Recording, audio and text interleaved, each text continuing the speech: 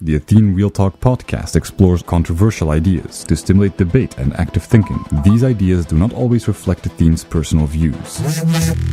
Welcome to the Athene Real Talk Podcast. He has been called the best gamer in the world, hands down. World-famous gamer and philanthropist Athene. Gaming for Good, it's called, has raised more than $20 million. Using his notoriety to raise money for charity. On activism, science, culture, and self-development. Proud to have him in the studio today. I would not want to take you on in a video game. You are self-validating right now. Triggered, I respect what you do, but you lost your humility. Dude, my humility is not confined within my identity so people can go like, hey boy, you're really humility. I don't care about what you think. And that's true humility. It's not caring about what you think and changing my narrative so you can think that I'm more humility or not humility. I'm pure. When I state a fact about what I did or what I achieved, it's not even to gloat about it. It's just because that's how it is. There's nothing wrong with that. And the only reason why you experience it as, you lost your humility or whatever, is because you project yourself. And if you were so full of yourself, right, you must be full of yourself because you would never say something. I'm just stating the fact. I honestly don't give a shit about what I achieved. You think I go around thinking like, look at me, look what I achieved. I don't care. Do you know why? Because none of the achievements are mine. None. Everything is a result of my environment in combination with me. There is no such a thing as my achievements. There is no such a thing as me. I do not exist. When you go around with your own little story that you made yourself believe because of conditioning or whatever, that's not who you are. What you are is everything you experience. That is including your environment, including what has had to happen for you to exist the way you do. If I disconnect my own achievements from the people that, nourished me and everything, I'm just full of shit. I'm lying to myself. So when I'm speaking about all these things, I don't even speak as if this is me. It's just what it is and that's it. Nothing more, nothing less. And it's because people are stuck in their own identity. They think self-validation, ego, this and that. You just think very limited. I have way more perspective and I see the world way more accurate. And that's why I achieve so much. It's because I see things for what they are. I don't bullshit myself, tell myself like, hey, look how great I am. Look this, look at that. I know that I'm merely the result of my environment. I don't lie to myself. I know if I was born in Africa right now and I was starving, I'd be starving right now. I know if I would be stuck in Auschwitz right now, I'd be suffering. And there would be no difference between me and me in Auschwitz. None. That's why I don't take it for granted and I don't feel entitled to what I have. And I always push myself to do better. Did your view on life change after going to Africa? Zeka, I'm gonna say something really crazy. Jack shit changed when I went to Africa. Let me tell you, I didn't even have to go to Africa. Honestly, I didn't even want to go to Africa. I don't need to see kids dying to understand that kids are dying. It doesn't work like that. I know it's happening and I do something about it. If I want to see kids dying in Africa, I can look videos on YouTube. I know it's happening. I don't need this emotional feedback loop. So going there on the ground, right, hasn't done shit. Actually, it did the opposite a little bit because these people are way more happy than most people in the chat, even though they have so little. Sometimes I wonder, man, if happiness is what it's all about, these kids in Europe are better off being born in Africa because they're smiling, they're happy, even though they have little. You guys are all spoiled as fuck. So from a happiness equation, these kids have it better than you. It's quite crazy, huh? It's like that was quite a realization. But I still thought it's wrong, they shouldn't starve or whatever. That's why I do something about it. There was like a guy, right, on Reddit. I saw it. A guy on Reddit says like, yeah, because it was about parenting. And there was a guy saying like, yeah, a kid came to my house and opened the fridge and he was from the other people's, just started to eat. And the mother was just there laughing at the kid while it was not even his own house. And I was like, what the fuck? And then there was a guy responding saying like, yeah, that is really bad parenting. And it was even worse than that. But what I just wanted to say is like, he said, my kid, when he was 8 years old, he punched a dog. And I made him go to an animal shelter and help there and see him how dogs are being put down and everything. And he cried his eyes out. But he learned that actions have consequences. Same with like he stole $200. I took his TV. I said, if you don't find a way to make your $200 back, you will not get a TV until you're 18 years old. And the kid had to go and work and he did it. And the thing is that that's what what parenting is to show actions have consequences. And I would also have an easier time saying like, good boy. It's easier to just go like, oh yeah, you do whatever, kid. It's easier to do that. I don't want to set a framework where the kid has to experience reality. I want to protect my child, if I would have one. I don't want my child to go to anything that is harsh or whatever. But that's not how you make them grow up. That's not how you teach them to be responsible. And that's the problem with all you guys there. Most of you guys are just spoiled kiddos. You guys don't have gotten any real true father figure that really teaches you some true responsibility.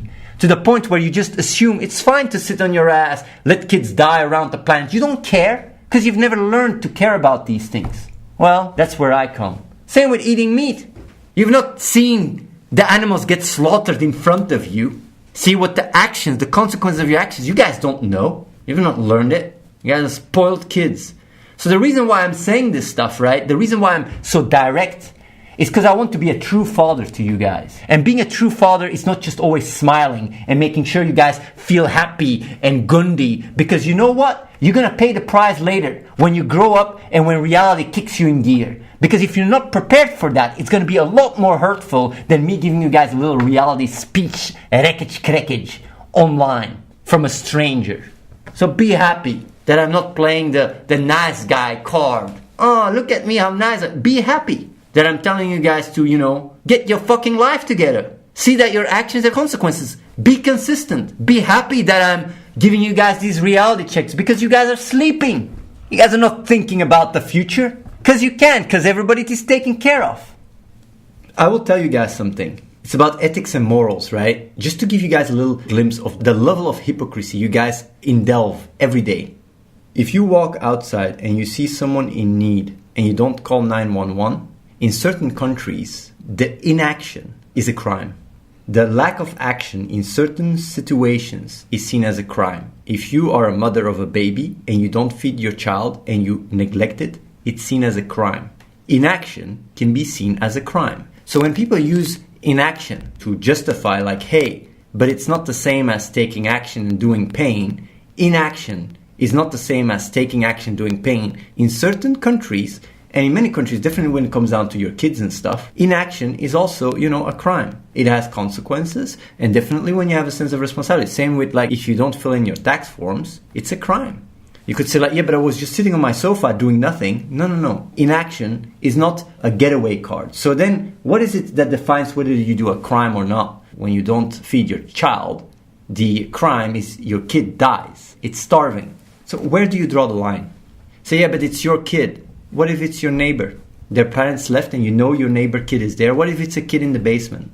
The thing is like when people think about these things, the only reason what defines your moral framework, right, is the intersubjective reality. It's what other people think. It's like 150 years ago, slavery was normal. Everybody had a slave. Most people had slaves that were richer. It was looked in like, yeah, I got 3 nice, well-fed slaves. My God, you're really good. That's pretty props. Now it's absurd to think about slavery. Still slavery even today, but just saying like, if you would have a slave working and you do nothing, you could say like, yeah, but I'm not taking the action of releasing the slave and giving him his freedom. I'm just being inactive. No, they would still say, yeah, but you're owning a slave. That's a crime. Same with like eating meat. You could say like, yeah, I'm just going and eating what I've been provided for. If you get presented a little child, right, to eat little limbs and you eat that, you go to jail for that shit. That's cannibalism. It's illegal to do that. Whether your parents cooked it or not. You might say like, but Athene, are you crazy? You're comparing babies to actually animals.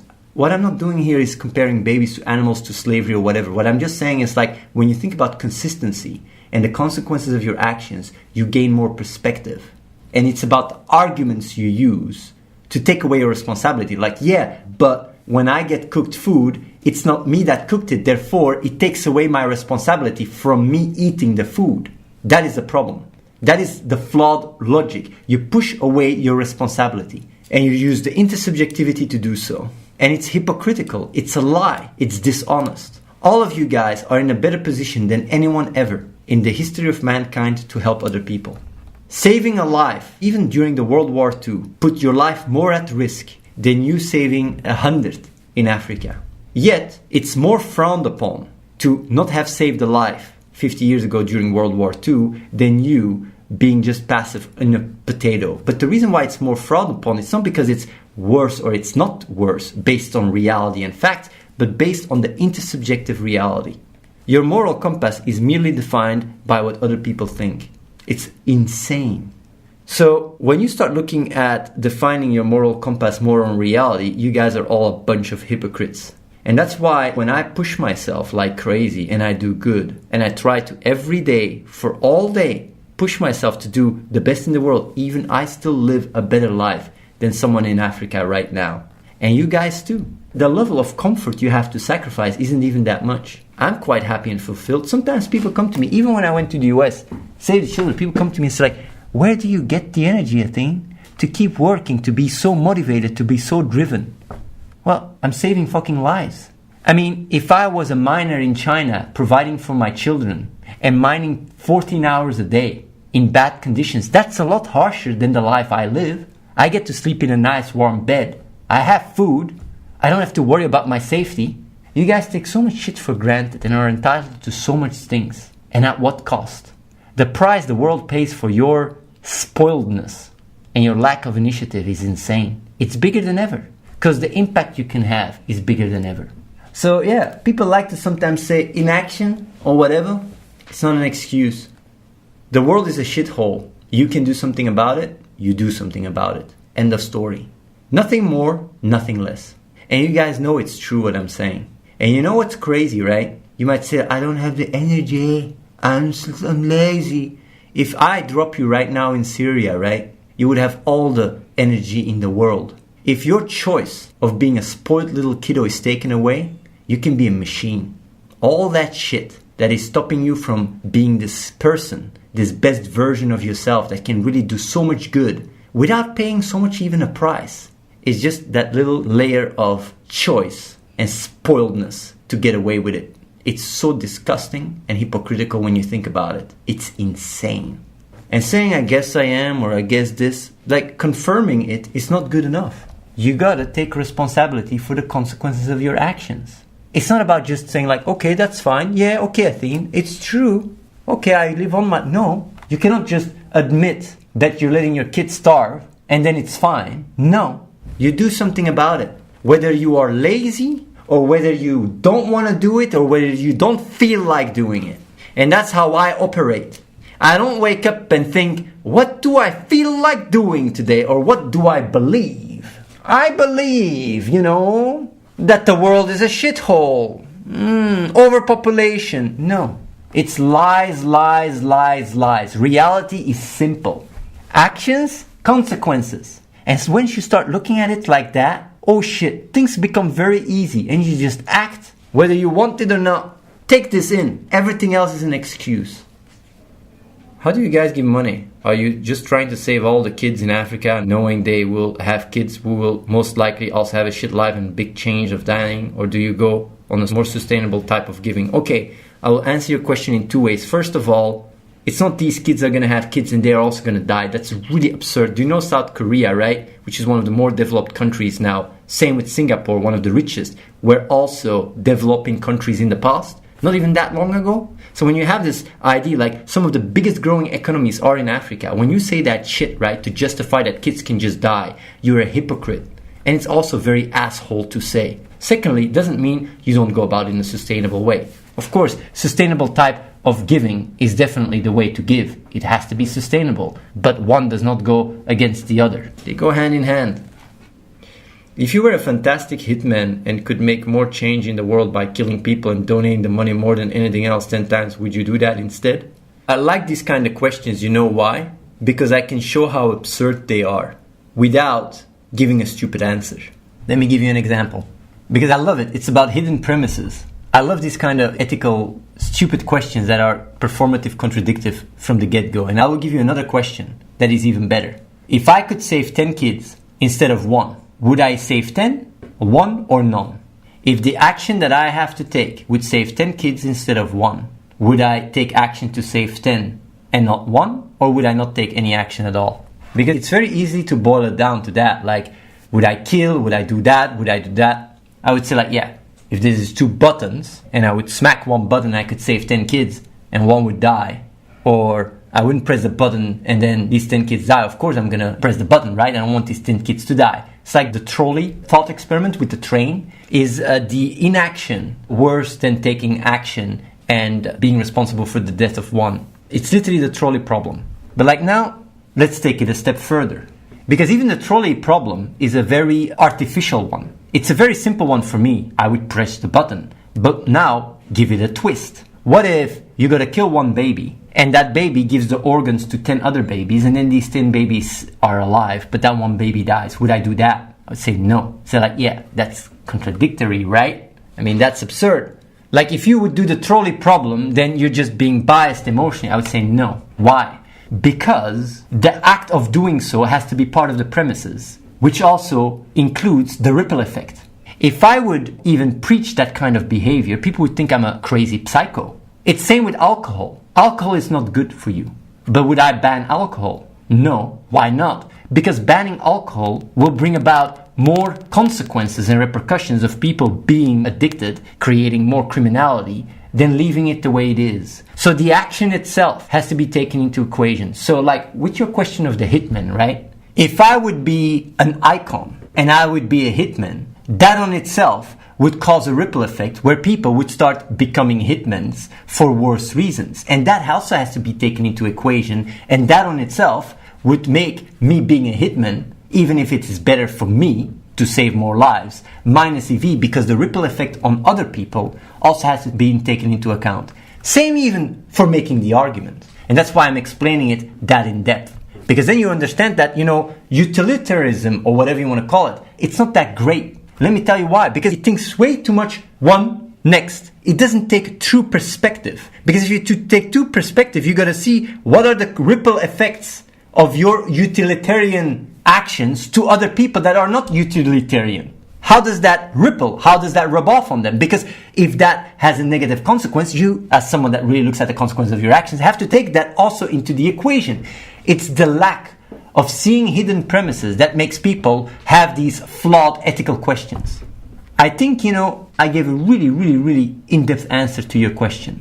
And that's also when it comes down to the trolley experiment, right? The trolley ethical question. And I've never, ever in my life seen someone make these proper, pure arguments that I'm giving now. But let me give you the trolley. It's worse than that. People say like, if there is a railroad and you can push a button and then the train goes to the other track and kills one person, but if you don't push the button, it keeps going and kills 5 people. What do?